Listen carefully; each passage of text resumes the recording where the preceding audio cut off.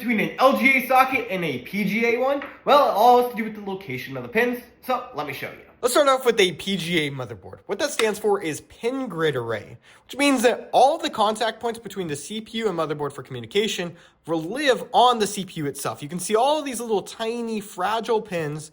They're gold contact points that socket into the plastic socket cover to deliver all the data and communication from the processor itself. The benefits of this style of socket is that the motherboard is incredibly durable, but the CPU is very, very fragile, because if you just bend or damage one of these pins, that could cause your CPU just to not function at all. On the other side of the spectrum, we have an LGA socket, which stands for land grid array. And if we remove the retention mechanism and pull out the CPU, I can show you exactly what this one does. See, on the CPU, you'll just see that there are only these little tiny contact pads. There's nothing raised up. These little metal contact pads actually communicate with the pins that are inside of the socket.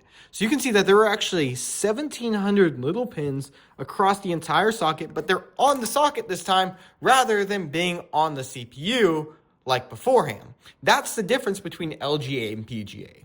As far as the benefits of LGA is that you can actually fit a lot more pins inside of the socket compared to having it on the CPU. It also makes the CPUs a lot more durable, where you could just drop them and they're not going to break. But when it comes to the socket though, the socket becomes a lot more vulnerable for things like shipping, which is why you'll typically see these shipped with a socket cover from the factory.